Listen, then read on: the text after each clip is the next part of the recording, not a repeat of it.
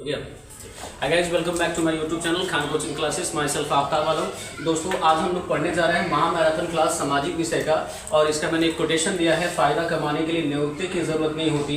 दोस्तों, अगर आपको बोर्ड एग्जाम में पढ़ना है, अच्छा नंबर पाना है, तो आप आइए इस वीडियो को एक बार जरूर देखिए। और एक बात और कहना चाहेंगे, वीडियो को शुरू से लेकर के अंतिम तक देखिएगा, और ज़्यादा से ज़्यादा क्वेश्चन जो है बोर्ड एग्जाम में आपके फंसने वाले हैं, वो बहुत सेम टू सेम क्वेश्चन मिलेंगे।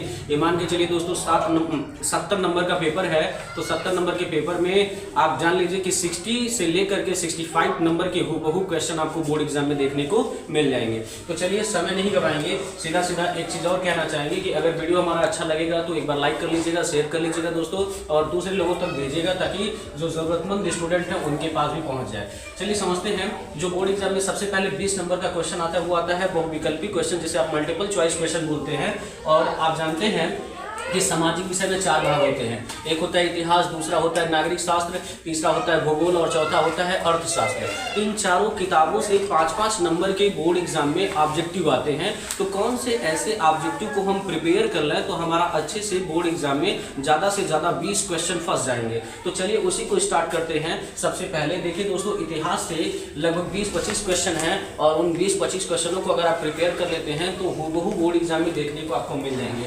जैसे दोस्तों, पहला क्वेश्चन इतिहास का बनता है, फ्रांस की क्रांति कब स्टार्ट हुई? फ्रांस की क्रांति स्टार्ट कब हुई? तो फ्रांस की क्रांति दोस्तों स्टार्ट हुआ था 1789 ईस्वी को।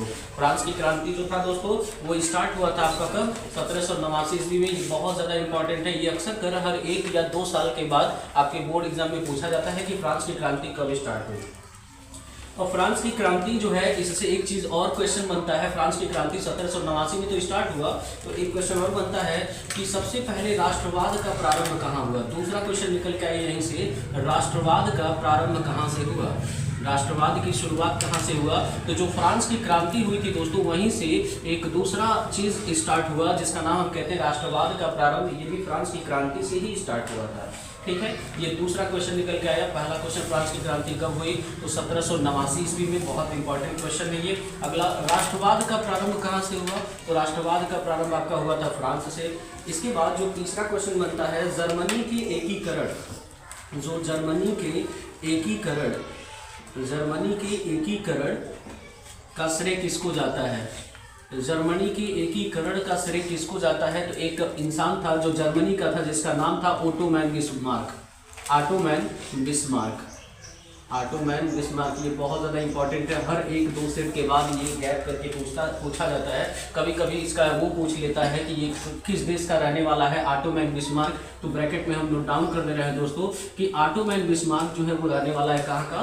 तो जर्मनी का। ठीक है, तो जर्मनी का एकीकरण जाता है, जो जर्मनी का एकीकरण का श्रेय जाता है वो ऑटो मैन बिस्मार्क को जाता है। ऑटो मैन बिस्मार्क कहाँ के रहने वाले थे? तो ये रहने वाले थे जर्मनी के। यहीं से दूसरा क्वेश्चन निकल के आता है, नेपोलियन। यहीं से दूसरा क्वेश्चन निकल के आता है दोस्तों, नेपोलियन कहाँ का था? तो नेपोलियन जो था दोस्तों कहाँ का था? ये फ्रांस का था। पहला चीज़ एक क्वेश्चन निकल के आया, नेपोलियन किस देश का निवासी था? तो नेपोलियन फ्रांस का निवासी था। नेपोलियन को युद्ध में पराजय कब मिली? इसे युद्ध में पराजय मिली थी दोस्तों 1815 ईस्वी में। इसे युद्ध में पराजय मिली थी 1815 में। 2 क्वेश्चन यहाँ से निकल के आएगा नेपोलियन से कि नेपोलियन किस देश का निवासी था? तो फ्रांस का निवासी था। नेपोलियन को युद्ध में हार किस सन में मिली थी? तो नेपोलियन को युद्ध में हार जो था वो 1815 ईस्वी में मिला था।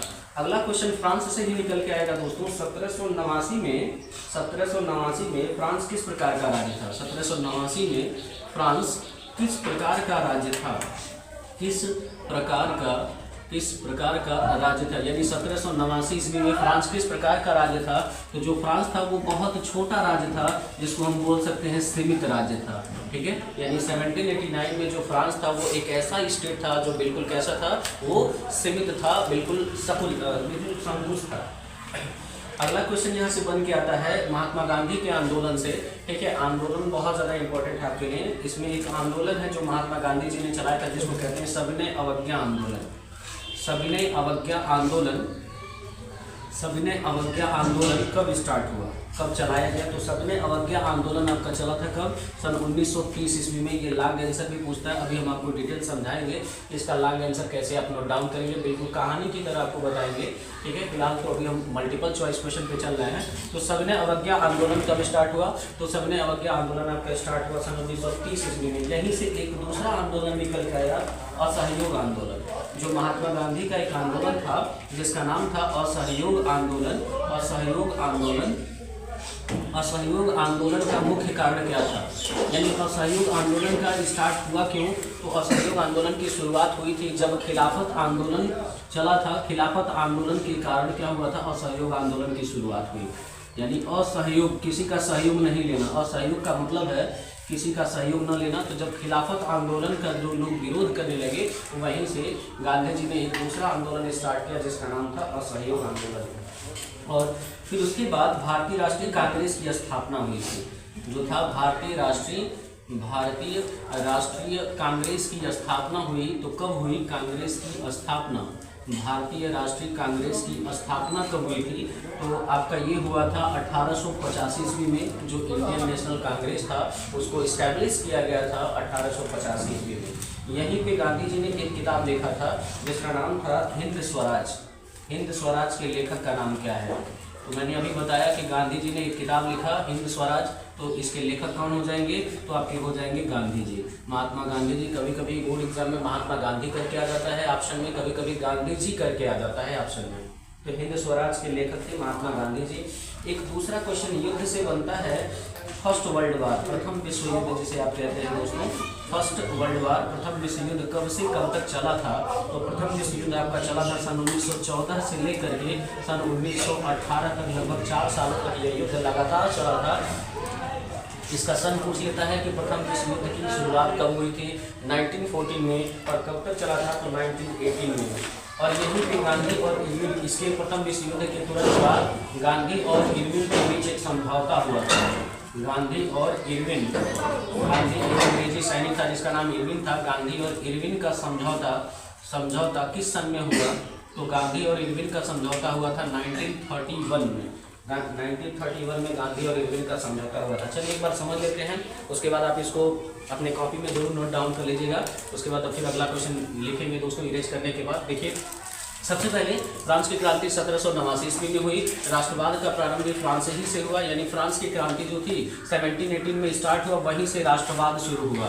और उसी के बाद जर्मनी का एकीकरण हुआ। फ्रांस की क्रांति के तुरंत बाद जर्मनी का एकीकरण किया गया और उसका श्रेय जाता है कि इसको ओटोमैन बिस्मार्क को। कुछ लोग इसको ऑटोमैन भी पढ़ते हैं, वैसे बिस्मार्क तो निम्न में रहता है, इधर ऑटोमैन रहे चाहे ओटोमैन रहे, लेकिन बिस्मार्क जरूर रहता है। और क्वेश्चन ये भी बन जाता है कि ओटोमैन बिस्मार्क किस देश का निवासी था? तो मैंने ब्रैकेट में लिख दिया है दोस्तों कि ओटोमैन बिस्मार्क जो था वो जर्मनी का निवासी था। उसके बाद अगला क्वेश्चन बनता है कि नेपोलियन किस देश का निवासी था? नेपोलियन, इसका पूरा नाम है दोस्तों नेपोलियन बोनापार्ट।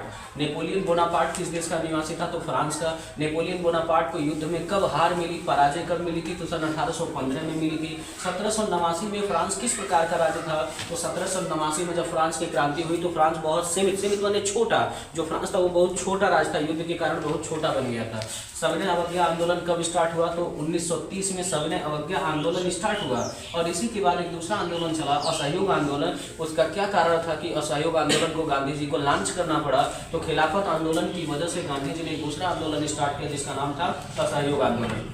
अगला यहीं के बाद, इसी के तुरंत बाद भारतीय राष्ट्रीय कांग्रेस की स्थापना हुई थी सन 1885 ईस्वी में। भारतीय राष्ट्रीय कांग्रेस की स्थापना किया गया और गांधी जी ने एक किताब लिखा था जिस किताब का नाम था हिंद स्वराज। और इसके बाद प्रथम विश्व युद्ध की कभी कभी डेट पूछ लेता है कि फर्स्ट वर्ल्ड वार का डेट क्या है, कि कब फर्स्ट वर्ल्ड वार हुआ था? 1914 से लेकर के 1918 के बीच में फर्स्ट वर्ल्ड वार हुआ था।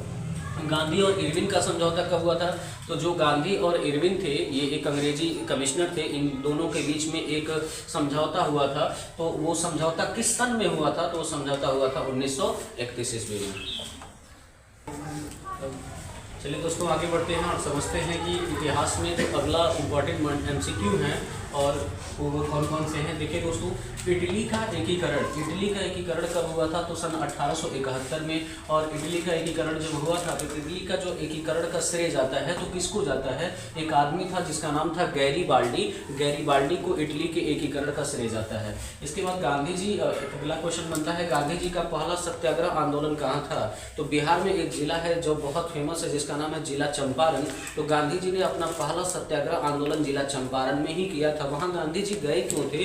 गांधी जी वहाँ पर राजकुमार शुक्ला के बुलाने पर गए थे। कभी कभी क्वेश्चन ये भी बन जाता है कि किसके बुलाने पर गांधी जी चंपारण गए थे? तो राजकुमार शुक्ला एक बटाईदार था, उसी के बुलाने पर गांधी जी चंपारण जिले में गए थे और पहली बार उन्होंने अपना सत्याग्रह को वहाँ पर संपन्न किया था।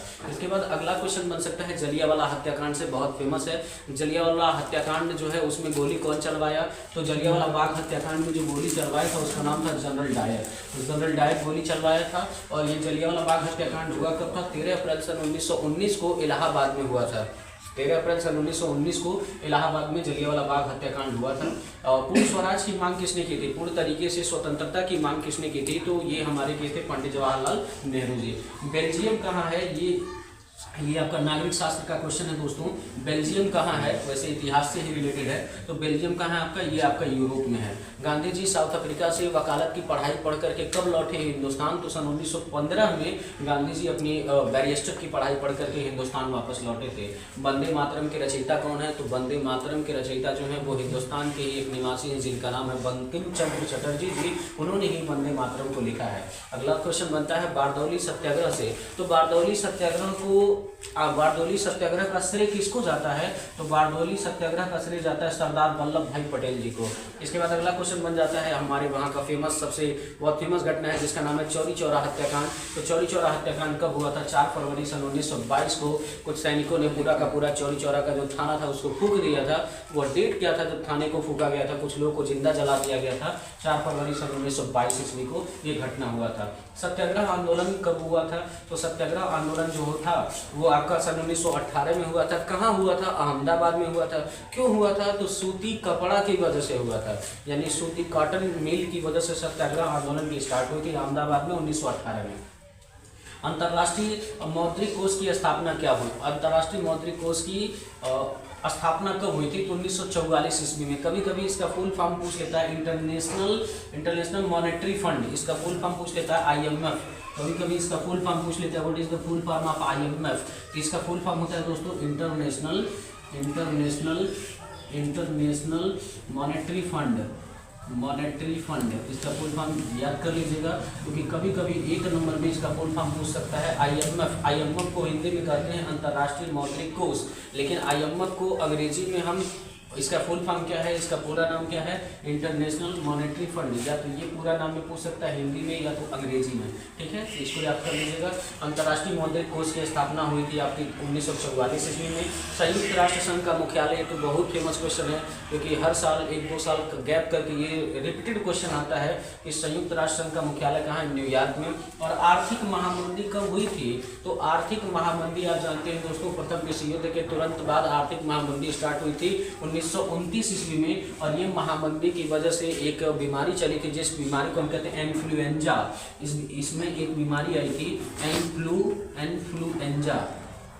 इन्फ्लुएंजा नामक एक बीमारी निकली थी आर्थिक महामंदी के दौरान, ठीक है। 1929 में बहुत फेमस क्वेश्चन है क्योंकि 1929 की महामंदी के कारण, और समीक्षा कीजिए इसका दीर्घ क्वेश्चन में 6 नंबर का आता है। अभी हम आपको समझाएंगे जब लॉन्ग आंसर समझाएंगे, तो इसको नोट डाउन कर लीजिए दोस्तों एक बार।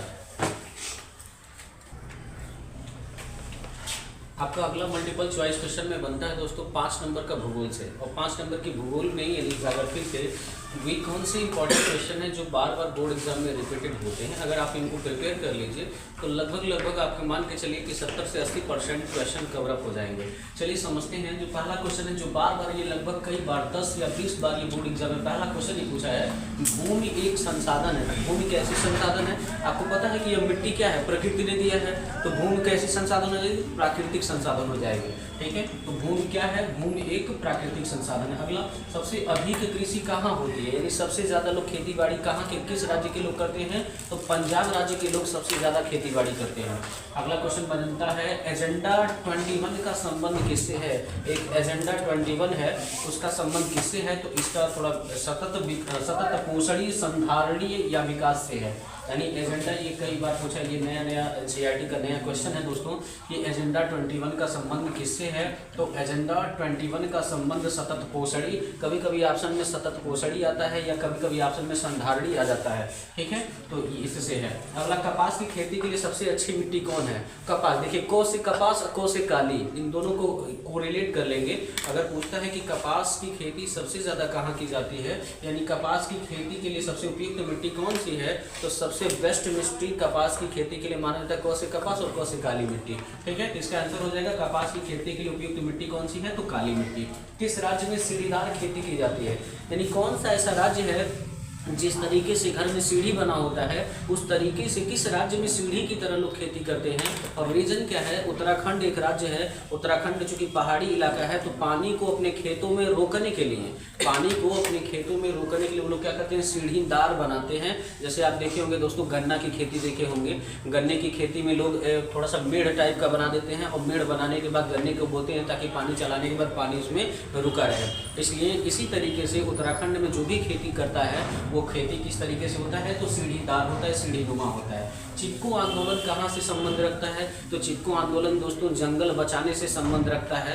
वन संरक्षण, वन संरक्षण मतलब वन मतलब जंगल, संरक्षण माने बचाने से। और चिपको आंदोलन की शुरुआत किसने की थी, यह उत्तराखंड से शुरुआत हुआ था। इसकी शुरुआत के मुख्य श्रेय कौन जाते हैं, सुंदरलाल बहुगुणा जी जाते हैं। यानी चिपको आंदोलन के जनक कौन माने जाते हैं अपने हिंदुस्तान में, सुंदरलाल बहुगुणा जी माने जाते हैं। रीजन क्या है, भील जाति के कुछ लोग थे उत्तराखंड में, जब पेड़ काटने जाते थे तो पेड़ से जाकर के ऐसे चिपक जाते थे। उनका अपना खुद का कहना था कि प्रकृति के पेड़ों को काटने से पहले तो उनको हमको काटना पड़ेगा, तभी से वहां से एक आंदोलन की शुरुआत हुई, यानी जंगल बचाओ आंदोलन शुरुआत हुई, जिस आंदोलन को नाम लोग दिए चिपको आंदोलन, ठीक है।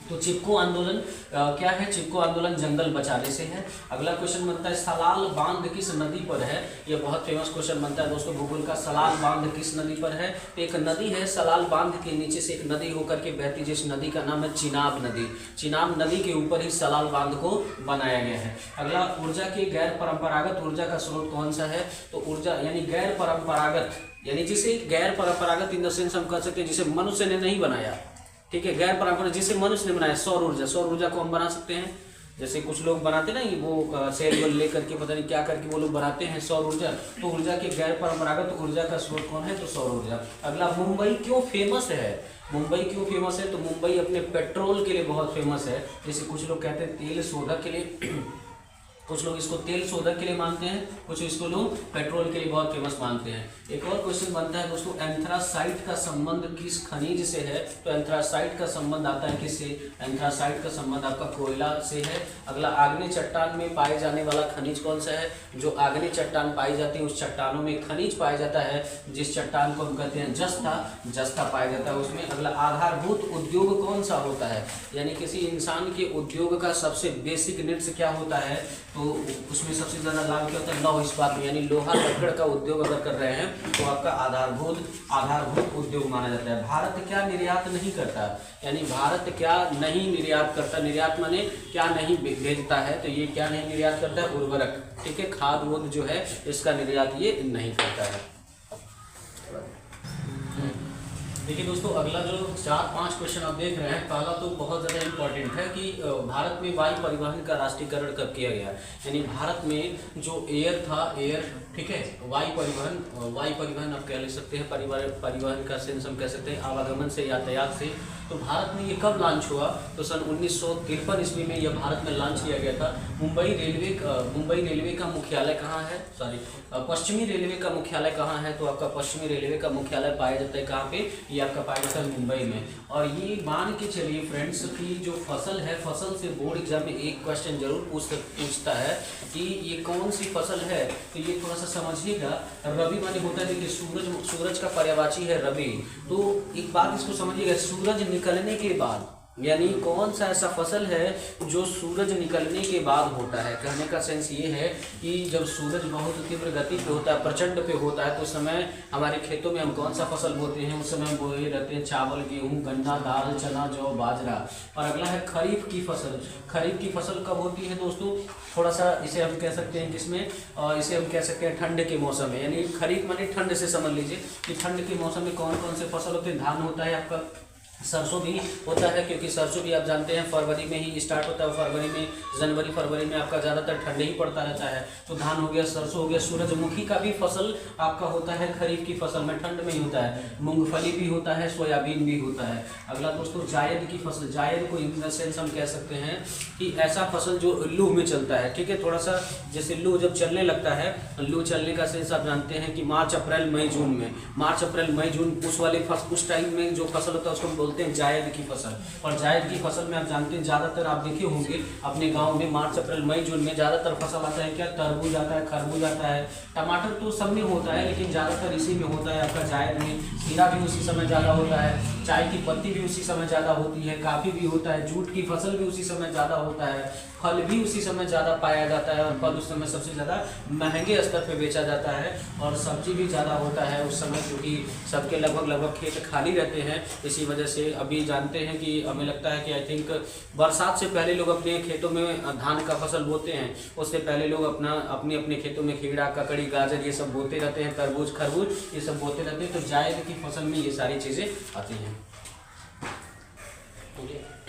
ठीक है, अगला क्वेश्चन जो हमारा बनता है वो आपका बनेगा किससे, नागरिक शास्त्र से। नागरिक शास्त्र से भी बोर्ड एग्जाम में 5 नंबर के ऑब्जेक्टिव आते हैं दोस्तों। और वो 5 नंबर के ऑब्जेक्टिव कौन कौन से आ सकते हैं जिनकी चांसेस ज़्यादा हैं।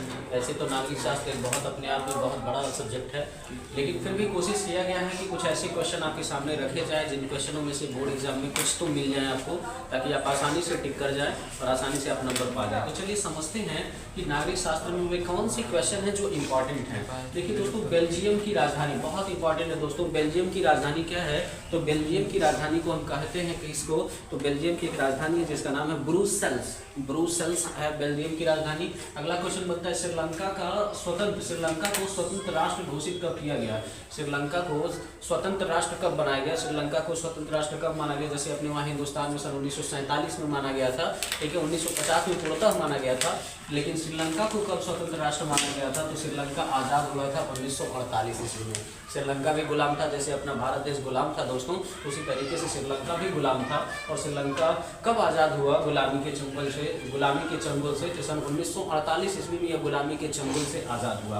अगला क्वेश्चन बनता है बेल्जियम में कैसी सरकार है, तो बेल्जियम में जो सरकार चलती है उसको हम कैसी की सरकार बोलते हैं, सामुदायिक सरकार बोलते हैं, मतलब सबको साथ मिलाकर चलने वाली सरकार चलती है। जैसे वहाँ अपने वहाँ हम कह सकते हैं हिंदुस्तान में सबको मिला कर सभी जातियों को एक साथ मिला करके सरकार बनती है, सभी जातियों को एक साथ मिला के चलता है। उसी तरीके से बेल्जियम में जो सरकार है वो कैसी सरकार है, तो सामुदायिक सरकार मानी जाती है। अगला, श्रीलंका में सबसे ज़्यादा कौन से जाति के लोग रहते हैं, बहुसंख्यक मैंने बहुत ज़्यादा संख्या में किस जाति के लोग हैं, तो वहाँ पे एक जाति है जिस जाति को हम कहते हैं सिंहली। जैसे अपने वहाँ हिंदुस्तान में मुस्लिम हैं, हिंदू हैं, सिख हैं, ईसाई हैं, इसी तरीके से श्रीलंका में ऐसी कौन सी जाति है जो जाति सबसे ज़्यादा है, तो उस जाति को हम कहते हैं दोस्तों सिंहली जाति। सिंहली जाति सबसे ज़्यादा श्रीलंका में पाई जाती है। अगला, कौन सा जो राज्य है वो संघी राज्य है, यानी कौन सा राज्य को हम कहते हैं संघी राज्य, तो आपका जो दिल्ली है दोस्तों, यह दिल्ली संघीय राज्य है, ठीक है। अगला, भारत में पंचायती यानी पंचायत की व्यवस्था कब लाई गई थी। जैसे पंचायत होता है आप जानते हैं हिंदुस्तान में ग्राम सभा होता है, हर ग्राम सभा का एक प्रधान चुना जाता है, तो प्रधान अपने हिसाब से क्या करता है, जैसे किसी को कोई समस्या हो तो वो पंचायत भवन को बुलाता है और पंचायत की व्यवस्था कराता है। तो वो व्यवस्था कब लागू हुआ था, किस सन में, तो सन 1992 ईस्वी में हिंदुस्तान में पंचायती राज की स्थापना हुई थी। अगला, भारत में केंद्र शासित राज्यों की संख्या कितनी है, 8, पहले 9 शायद हुआ करता था दोस्तों, अब 8 हो गया है। तो भारत में केंद्र शासित राज्यों की संख्या कितनी हो गई है, 8 हो गया है, ठीक है। भारत में सर्वाधिक बोली जाने वाली भाषा, अपने हिंदुस्तान में आप जानते हैं हिंदुस्तान है, तो हिंदुस्तान में सर्वाधिक बोली जाने वाली भाषा कौन सी है, हिंदुस्तान में सर्वाधिक बोली जाने वाली भाषा जो है आपका क्या है, हिंदी है। अगला, हिंदुस्तान में वोट देने की उम्र कितनी है, हिंदुस्तान में अपने वहाँ वोट देने की उम्र मानी जाती है 18 साल। ठीक है, इसी तरीके से हिंदुस्तान में विवाह करने की भी उम्र मान ली गई है अब 18 साल। अब तो नए नियम में 21 साल हो गया दोस्तों कि हिंदुस्तान में कोई भी इंसान अपनी बेटी और बच्चे की शादी 21 साल से कम उम्र पे नहीं कर सकता। ठीक है, कुछ चूँकि जनसंख्या बहुत ज़्यादा बढ़ गया, पॉपुलेशन ज़्यादा बढ़ गया है, तो इस वजह से ये सारी व्यवस्थाएं चालू की गई हैं।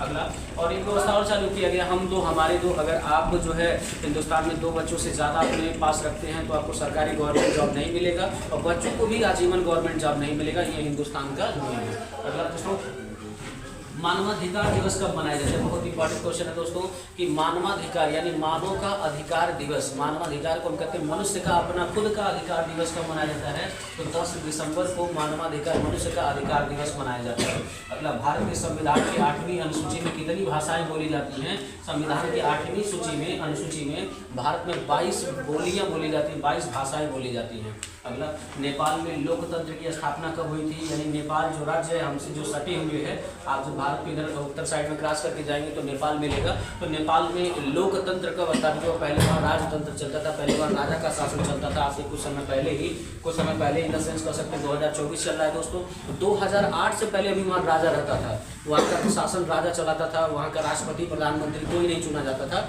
लेकिन 2008 के बाद वहाँ पर चुनाव होने लगा और चुनाव के बाद वहाँ पर प्रधानमंत्री अपना चुनने लगे, सब प्रधानमंत्री चाहे जो भी है वहाँ का मुख्यमंत्री चाहे जो CM जो भी है वो सब चुनने लगे। कब? 2008 के बाद। 2008 से पहले वहाँ पर राजा शासन करता था। अगला, भारत में औरतों के आरक्षण की व्यवस्था कब किस व्यवस्था के तहत लाई गई थी? यानी हिंदुस्तान में आरक्षण का मतलब होता है छूट से मतलब है कि हिंदुस्तान में स्त्रियों के लिए छूट कौन लाया था, किस व्यवस्था के अंतर्गत लाया गया था? तो पंचायती राज्य व्यवस्था के अंतर्गत हिंदुस्तान में स्त्रियों के लिए छूट की व्यवस्था लाई गई थी। आपका नागरिक शास्त्र का कुछ इंपॉर्टेंट क्वेश्चन था दोस्तों, इसको प्रिपेयर कर लीजिएगा। देखिए, अगला जो क्वेश्चन बनता है 5 नंबर का, वो आपका बनता है अर्थशास्त्र से, इकोनॉमिक्स से जो 5 क्वेश्चन बनते हैं वो क्या बन सकते हैं बोर्ड एग्जाम में, किसके क्वेश्चन यानी कौन से ऐसे क्वेश्चन है जिसके चांसेस ज़्यादा है। देखिए, जो पहला क्वेश्चन है, मानव विकास सूचकांक 2016 के अनुसार भारत से अधिक ऊंचा स्थान किसका था? तो श्रीलंका का था। इसको हम कहते हैं मानव विकास सूचकांक को, इसको एक और चीज़ नाम से जानते हैं, HDI नाम से जानते हैं। कभी कभी इसका फुल फॉर्म पूछ लेता है कि HDI का फुल फॉर्म क्या? ह्यूमन डेवलपमेंट इंडेक्स, इसको बोलते हैं ह्यूमन डेवलपमेंट इंडेक्स और हिंदी में कहते हैं मानव विकास सूचकांक। कभी कभी 1-2 बार ये भी पूछा है कि HDI का फुल फॉर्म क्या है, तो इसको भी नोट डाउन जरूर कर लीजिएगा कि HDI का फुल फॉर्म क्या होता है? ह्यूमन डेवलपमेंट इंडेक्स, जिसे हम हिंदी में कहते हैं मानव विकास सूचकांक। 2016 के अनुसार भारत से सबसे ज़्यादा ऊंचा स्थान था श्रीलंका का। अगला, राज्य की प्रति व्यक्ति आय सर्वाधिक है, यानी किस राज्य की एक व्यक्ति की आमदनी सबसे ज़्यादा है अपने हिंदुस्तान में? तो हरियाणा में एक व्यक्ति की आमदनी सबसे ज़्यादा पाई जाती है। प्रति व्यक्ति के हिसाब से एक व्यक्ति का जो पैसे की आमदनी होती है वहाँ पे सबसे ज़्यादा होता है। अगला, मानव विकास रिपोर्ट 2018 में कौन सा स्थान प्राप्त हुआ था हिंदुस्तान को? यानी भारत को मानव विकास सूचकांक में कौन सा स्थान प्राप्त हुआ था? तो 130वें स्थान पे था उस समय भारत, जब मानव विकास सूचकांक आया था। मतलब सार्वजनिक और निजी क्षेत्रक पर विभाजित है, यानी सार्वजनिक और निजी क्षेत्रक किस चीज़ पर विभाजित होता है, किस चीज़ पे अलग होता है? तो उद्यमों के स्वामित्व के नाम पर अलग होता है। उद्यम क्या होता है? बिजनेस समझ लीजिए, व्यापार समझ लीजिए, ठीक है। उसके स्वामित्व के आधार पर सार्वजनिक क्षेत्र और निजी क्षेत्र क्या होता है? अलग अलग हो जाता है। किसको कृषि क्षेत्रक कहते हैं? कौन सा ऐसा क्षेत्रक है जिसको हम कृषि क्षेत्रक कहते हैं? तो प्राथमिक क्षेत्रक को हम बोलते हैं क्या? कृषि क्षेत्रक बोलते हैं। अगला, भारत में करेंसी नोट कौन जारी करता है? भारत में जो पैसा बनता है उस पैसे को कौन जारी करता है? तो भारत में एक बैंक का नाम सुने होंगे, भारतीय रिजर्व बैंक ऑफ इंडिया। वो जो बैंक है वही करेंसी नोट क्या करता है? जारी करता है। विदेशी व्यापार किनके मध्य होता है? यानी विदेश में व्यापार किनके मध्य होता है? 2 देशों के बीच में ही तो व्यापार होगा।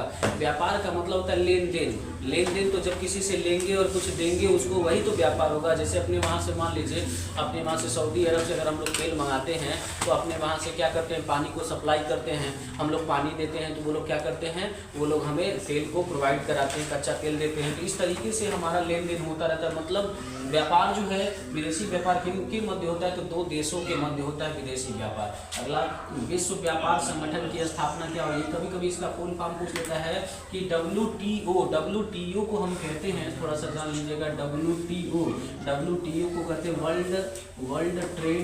World trade organisation. Organisation, world trade organisation यानी विश्व व्यापार संगठन की स्थापना 1 जनवरी सन 1995 को हुआ। और विश्व व्यापार किसके द्वारा स्टार्ट हुआ?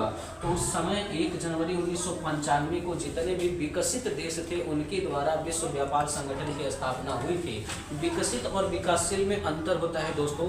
विकसित क्या होता है? विकसित का मतलब एक ऐसा देश जो सब विकास कर चुका है, और विकासशील का मतलब होता है एक ऐसा देश जो अभी किसी न किसी चीज की खोज कर रहा है, विकास कर रहा है, उसको हम विकासशील बोलते हैं। विकासशील किसे कहेंगे? जो कोई चीज खोज करता है, अभी उसका पूरी तरीके से विकास नहीं हुआ है। और विकसित मतलब जो सब कुछ खोज करके बैठा है। उस समय जो था सन 1995 में जितने भी विकसित राष्ट्र थे, जैसे अमेरिका हो गया, ठीक है, ऐसे राज्य जो थे वो वर्ल्ड ट्रेड ऑर्गेनाइजेशन की स्थापना 1 जनवरी 1995 को किए। और इसी से एक क्वेश्चन और निकल के आता है कि विश्व व्यापार संगठन का मुख्य न्यायालय कहाँ है? तो विश्व व्यापार संगठन का मुख्य न्यायालय आपका जेनेवा में है। अगला, भारत का अधिकांश विदेशी व्यापार कहाँ से होता है? किस माध्यम से होता है? यानी भारत अपना सबसे ज़्यादा सामान बाई रोड से मंगाता है कि जहाज से मंगाता है, कैसे मंगाता है? तो भारत अपना सबसे ज़्यादा सामान समुद्री रास्ते से मंगाता है, समुद्री मार्ग से मंगाता है। अगला, भारत में आर्थिक उदारीकरण क्या है?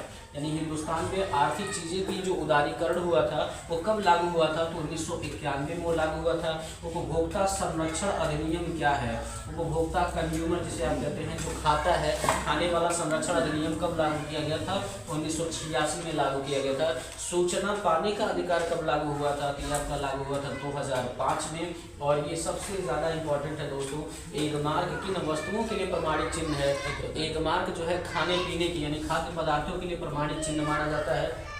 राष्ट्रीय उपभोक्ता दिवस कब मनाया जाता है? तो आपका मनाया जाता है 24 दिसंबर को राष्ट्रीय उपभोक्ता दिवस मनाया जाता है। और विश्व उपभोक्ता दिवस कब मनाया जाता है? दोनों में अंतर है दोस्तों, एक बात समझिएगा। जब विश्व उपभोक्ता कहे तो 15 मार्च, और जब राष्ट्रीय उपभोक्ता कहे तो 24 दिसंबर। यानी राष्ट्रीय स्तर पर उपभोक्ता दिवस, राष्ट्रीय कंज्यूमर डे मनाया जाता है 24 दिसंबर को, और इंटरनेशनल कंज्यूमर डे मनाया जाता है 15 मार्च को। ठीक है दोस्तों, नोट डाउन कर लीजिए। देखिए दोस्तों, अगला जो क्वेश्चन आता है वो आता है मानचित्र से। मानचित्र से आपके बोर्ड एग्जाम में 10 नंबर के आएंगे। 5 नंबर का आपका आता है किससे? इतिहास से। और ये जो 10 क्वेश्चन लिखे हैं ये आप जानिए कि 5 नंबर तो आपको मिल ही जाएंगे मानचित्र में। बहुत फेमस क्वेश्चन है दोस्तों, बार बार बोर्ड एग्जाम में रिपीटेड होता है, मानचित्र पे भरने के लिए आता है। ठीक है दोस्तों, मानचित्र पे आपका क्या आता है? भरने के लिए। और ज़्यादातर अधिवेशन ही पूछ लेता है कि जैसे मान लीजिए एक मानचित्र हम आपको छोटा सा ऐसे, वैसे तो मेरा कला बहुत वीक है, लेकिन एक मानचित्र हम आपको ऐसे बना के दिखा रहे हैं। मान लीजिए ये आपका क्या है,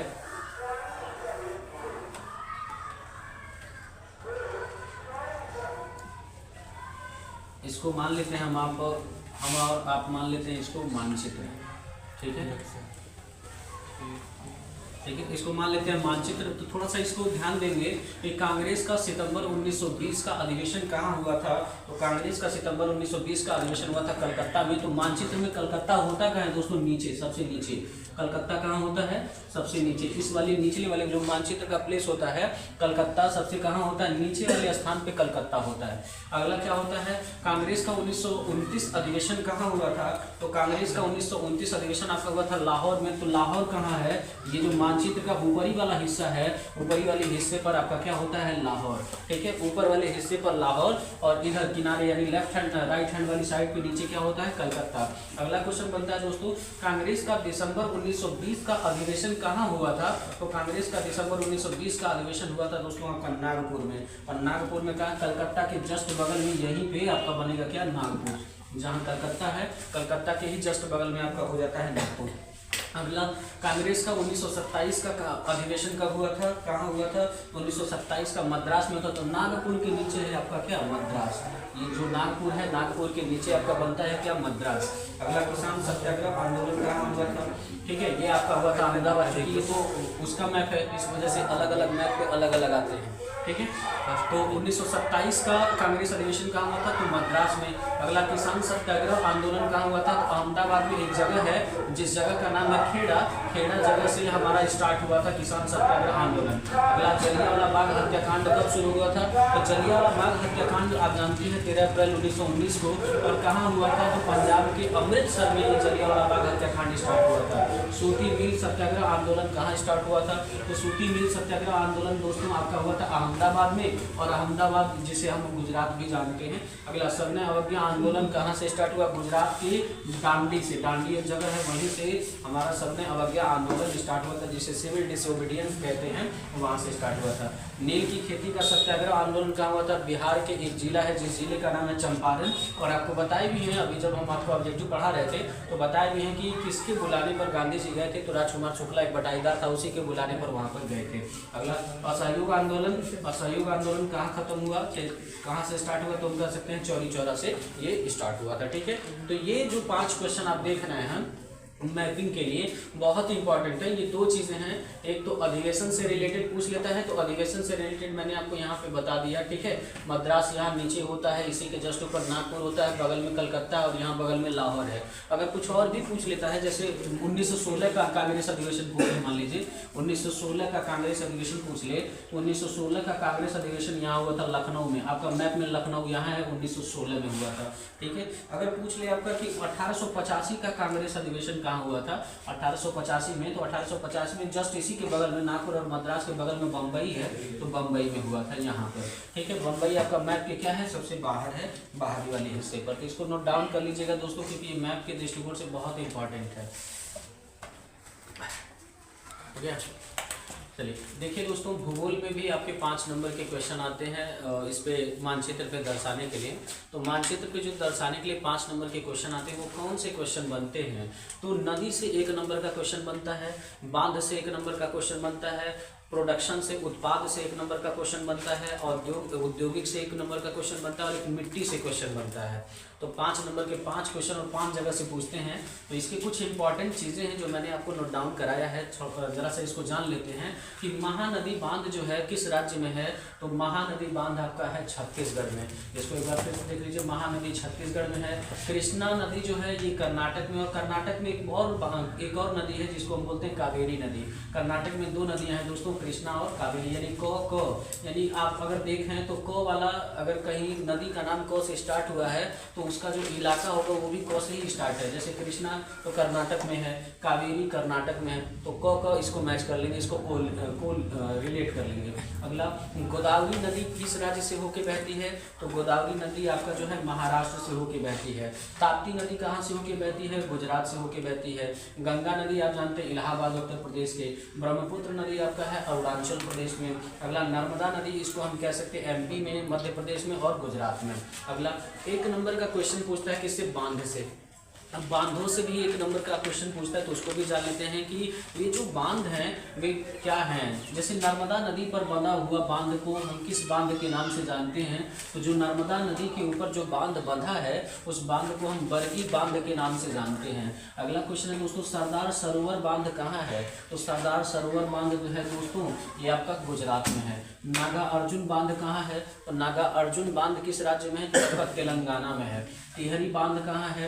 ये आपका टिहरी बांध जो है उत्तराखंड में है। सलाल बांध कहाँ है? तो ये आपका जम्मू कश्मीर में है। हीराकुंड बांध कहाँ है? हीराकुंड बांध जो है दोस्तों आपका उड़ीसा में है।